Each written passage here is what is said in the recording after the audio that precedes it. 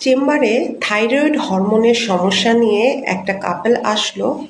তো সেই নারীকে এই থাইরয়েড হরমোনের রিপোর্টগুলো যাচাই করে ডায়াগনোসিস করে থাইরয়েড হরমোনের যে কমতি সেটার জন্য চিকিৎসা দেওয়ার পরে তিনি স্বাভাবিক নিয়মে কনসিভ করতে সক্ষম হন।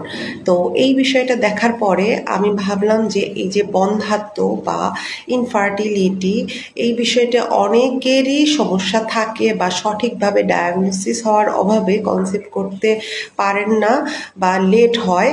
তো এই বিষয়টা নিয়ে একটা ভিডিও করে ফেলি। আসসালামু আলাইকুম, আমি ডাক্তার নাসরিন নিভা। ইনফার্টিলিটি হচ্ছে সন্তান ধারণে অক্ষমতা, মানে আপনি 1 বছর বা তার বেশি সময় ধরে চেষ্টা করে যাচ্ছেন, কিন্তু আপনি স্বাভাবিক নিয়মে গর্ভধারণ হচ্ছে না, এবং এর জন্য অবশ্যই চিকিৎসার প্রয়োজন।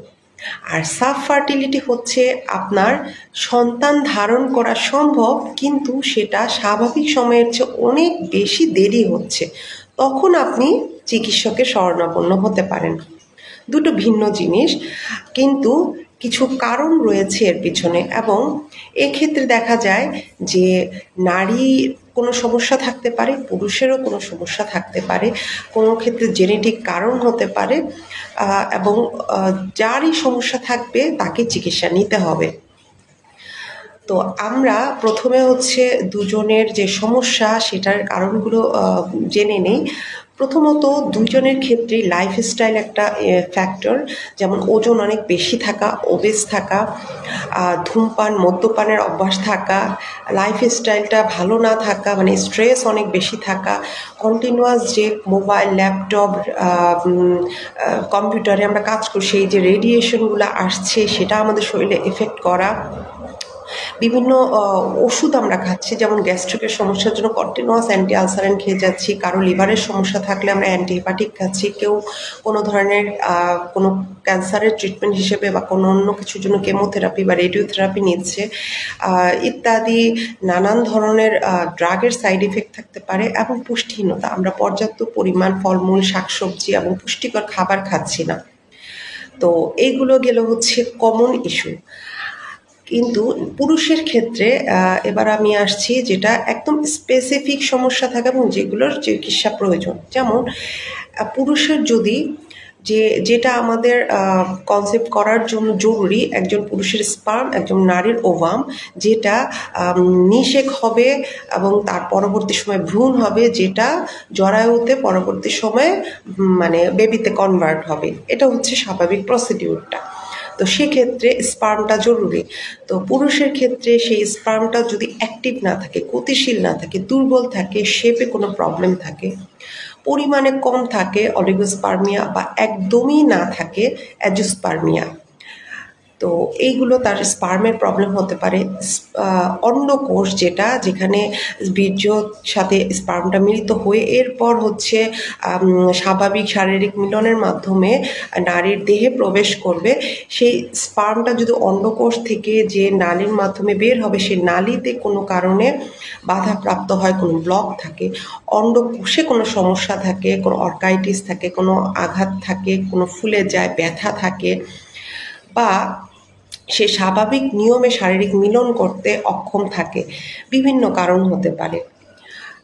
এর বাইরে হচ্ছে তার কিছু রোগ থাকতে পারে, যেমন ডায়াবেটিস থাকতে পারে, তার হরমোনাল কোনো ইস্যু থাকতে পারে, যেমন থাইরয়েড হরমোনের সমস্যা থাকতে পারে। এই সমস্যাগুলো তার মধ্যে থাকতে পারে। তো এর প্রতিটা জিনিসের সমাধান রয়েছে। আমি চিকিৎসা পদ্ধতিটা শেষে বলছি, প্রথমে আমরা কারণগুলো জেনে নিই।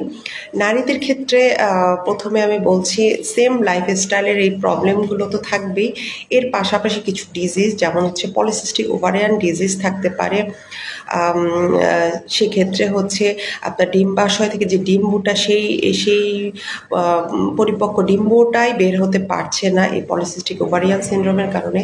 জরায়ুতে সমস্যা থাকতে পারে, কোনো এন্ডোমেট্রিওসিস থাকতে পারে, কোনো সিস্ট থাকতে পারে, মানে ছোট ছোট পানির পোটলার মতো জায়গায় জায়গায় ওভারিতে বা হচ্ছে ডিম্বাশয়, জরায়ুর এখানে থাকতে পারে, কোনো টিউমার থাকতে পারে, জরায়ুর শেপটা ভালো না থাকতে পারে, ডিম্বাশয়ে সমস্যা থাকতে পারে, যে টিউবটা দিয়ে এই জিনিসটা পাস করে জরায়ুতে যাবে সেই টিউব মানে ফেলোপিয়ান টিউবে ব্লক থাকতে পারে, অ্যাবসেন্ট থাকতে পারে।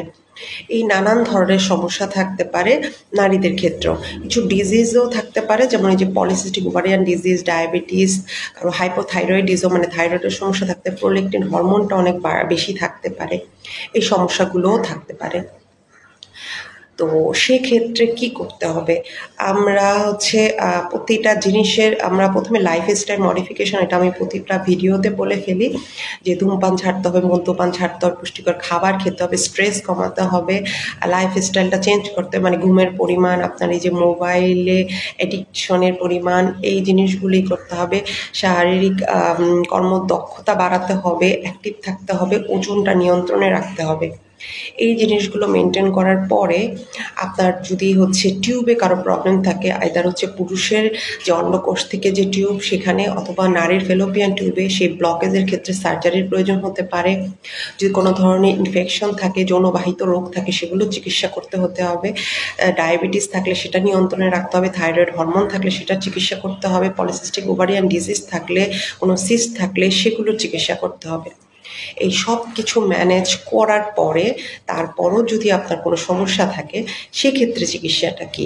আমাদের এখনকার সময়ে অনেক আধুনিক চিকিৎসা বের হয়েছে, যেগুলো কোনোটা আছে একটু খরচ কম, কোনোটা অনেক বেশি ব্যয়বহুল, কিন্তু সন্তান নেওয়াটা বা এটা একটা মানে হচ্ছে কাপেলের স্বপ্ন। তো অনেক ক্ষেত্রে দেখা যায় যে আপনি একবারও মা হতে পারছেন না, মানে প্রাইমারি সমস্যা। আবার অনেকের ক্ষেত্রে প্রথমবার কনসিভ করেছিলেন, কিন্তু সেকেন্ড বেবি নেওয়ার ক্ষেত্রে এই ইনফার্টিলিটির সমস্যা দেখা দিচ্ছে।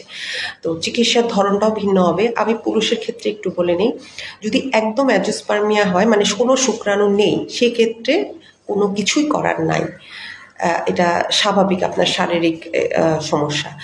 আর যদি আপনার কাছে কিছু স্পার্ম থেকে থাকে, সেক্ষেত্রে চিকিৎসার ধরনটা একটু ডিফারেন্ট হবে। আমাদের অনেক আধুনিক চিকিৎসা রয়েছে, যেমন আপনার স্পার্মের পরিমাণটা যদি 10 মিলিয়নের বেশি হয়, তাহলে আমরা আইইউআই মানে হচ্ছে ইন্ট্রাইউটেরাইন ইনসামিনেশন, মানে স্পার্মটা নিয়ে ফিমেলের জরায়ুতে ডিরেক্ট আমরা বসিয়ে দিব। ওই পদ্ধতিতে যাওয়া যেতে পারে, একটু খরচ কম, তবে কোনোটাই খরচ কম না, আসলে এগুলোর অনেক বেশি ট্রিটমেন্টের কস্ট। আরেকটা যদি 10 মিলিয়নের নিচে হয়, সেক্ষেত্রে আমরা টেস্ট টিউবের দিকে যেতে পারি। সেখানেও আবার একটু ভিন্নতা আছে। যদি 5 মিলিয়নের বেশি হয়, সেক্ষেত্রে আমরা আইভিএফ বা ইন্ট্রাভিট্রো ফার্টিলাইজেশনের কথা চিন্তা করতে পারি। আর যদি তার নিচে হয়, সেক্ষেত্রে আমরা এক্সি চিন্তা করতে পারি। তো এই যে ট্রিটমেন্ট প্রসিডিওরগুলো বললাম, অনেক ক্ষেত্রে যেটা আমি সাব ফার্টিলিটি বলেছিলাম, সেক্ষেত্রে আপনার কোনো শারীরিক রোগ থাকলে সেটার জন্য ওষুধ দিব, কোনো ব্লকেজ থাকলে নালীতে সেটার সার্জারি করব। আর যদি হচ্ছে এগুলো না হয়ে আপনার কোনো কিছুই না হচ্ছে, তখন আমরা হচ্ছে ট্রিটমেন্টের দিকে যাব। অনেক ক্ষেত্রে আমরা ওভুলেশনের ড্রাগ দিয়েও কনসিভ করানোর চেষ্টা করি, যে ক্ষেত্রে আপনার কোনো অক্ষমতা না, কিন্তু কনসিভ করতে অনেক লেট হচ্ছে আপনার প্ল্যানিংয়ের পর থেকে।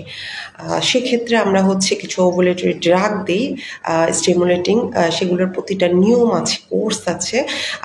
আমি আমার অনেক রোগীকে দিয়েছি এবং সেগুলো খুবই ভালো কাজ করেছে আলহামদুলিল্লাহ। পরে আমরা হচ্ছে ট্রান্সভ্যাজাইনাল আলট্রাসোনোগ্রাফি করে এটার একটা প্ল্যান করি আমরা, এটা একটা। আর যদি একদমই কোনো কিছু সম্ভব নয়, সেক্ষেত্রে তো আমাদের আইইউআই বা আইভিএফ বা এক্সি এই লাইনে যেতে হবে। এবং এগুলো আসলে যেমন কস্ট, তেমন হচ্ছে অনেক ধৈর্যের ব্যাপার। মানে প্রতিটা বার চেষ্টা করার পর আসলে সৃষ্টিকর্তা যখন উনি ভাগ্যে রাখবেন, তখনই এটা সফল হবে। তবে অনেক ক্ষেত্রেই সফলতা দেখা দিচ্ছে। একটা কাপেলের কাছে একটা মানে সন্তান মানে ফ্যামিলি তৈরি করার যে ইচ্ছা, সেটা পূরণ করতে একজন ডক্টরের সহায়তা, সৃষ্টিকর্তার প্রদত্ত যে উসিলা হতে পারাটা, সেটা আসলে খুবই ভাগ্যের।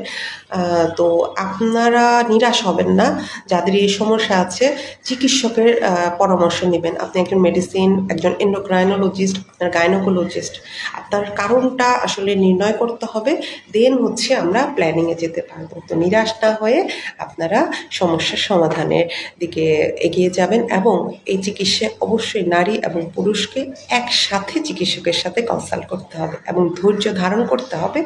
এবং চিকিৎসাটা যেহেতু ব্যয়বহুল, সেভাবে মানসিক প্রস্তুতি নিতে হবে। ধন্যবাদ।